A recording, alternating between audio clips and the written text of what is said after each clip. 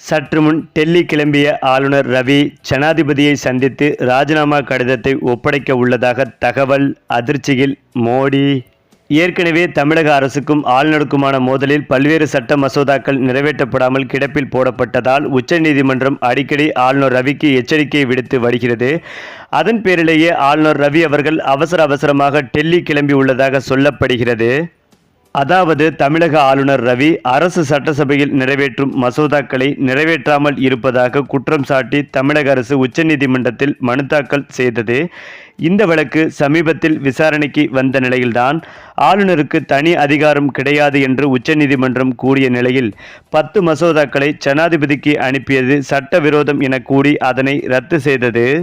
அதன் பின்னர் அந்த 10 மசோதாக்களுக்கும் தங்களுடைய சிறப்பு அதிகாரத்தை பயன்படுத்தி ஒப்புதல் வழங்கியதோடு மசோதாக்கள் மீது இன்னும் 90 நாட்களுக்குள் ஆளுநர் நல்ல முடிவை எடுக்க வேண்டும் என்று கூறியது. இந்த நிலையில்தான் முதலமைச்சர் மு.க.ஸ்டாலின் அவர்கள் தற்போது ஆளுநர் ரவி மீது மீண்டும் குற்றம் சாட்டி வருகிறார். அதாவது தஞ்சாவூர் கலைஞர் பல்கலைக்கழக மசோதாவை பேரவையில் நிறைவேற்றி 40 நாட்கள் ஆகிவிட்டது. குறிப்பாக உச்சநீதிமன்ற தீர்ப்புக்கு பிறகும் ஆளுநர் ஆர்.என். ரவி இன்னும் மாறவில்லை என்று முதலமைச்சர் மு.க.ஸ்டாலின் மீண்டும் குற்றம் சாட்டி வருகிறார். அதாவது தஞ்சாவூர் வந்துள்ள முதலமைச்சர் மு.க.ஸ்டாலின் தஞ்சை அரசு சரபோஜி கல்லூரியில் நடைபெறும் நலத்திட்ட உதவிகள் வழங்கும் விழாவில் கலந்து கொண்டு பேசியிருந்தார். அப்போது தஞ்சை மாவட்டத்திற்கு பல்வேறு அறிவிப்புகளையும் வெளியிட்டிருந்தார்.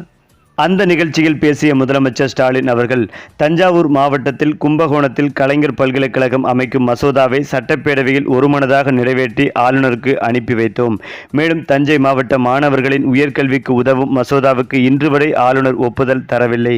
நாங்கள் அனுப்பிய அன்றைக்கே அவர் ஒப்புதல் தந்திருந்தால் இந்த நிகழ்ச்சியில் அடிக்கல் நாட்டியிருக்கலாம்.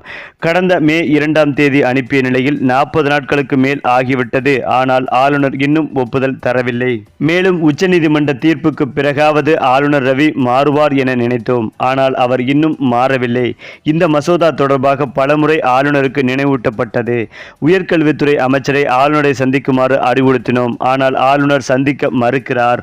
குறிப்பாக சந்திக்க நேரம் கொடுத்தால் மசோதா குறித்து கேட்பார்கள் என பயந்து உயர்கல்வித்துறை அமைச்சருக்கு நேரம் தராமல் இழுத்தடிக்கிறார் ஆளுநர். அதேபோல் ஆளுநருக்கு இதைவிட என்ன முக்கியமான வேலை இருக்க முடியும்?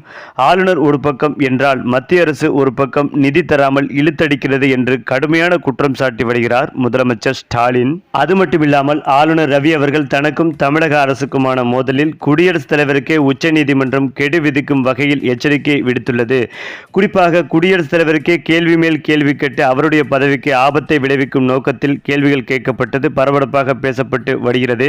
இதனால் ஆளுநர் ரவி அவர்கள் அவசரமாக டெல்லி சென்று தாமாகவே முன்வந்து ராஜினாமா செய்ய முடிவெடுத்துள்ளதாக தற்போது தகவல்கள் பரவி வருகிறது. இது குறித்த அதிகாரப்பூர்வ தகவல் விரைவில் வெளிவரும் என்றும் எதிர்பார்க்கப்பட்டு வருகிறது.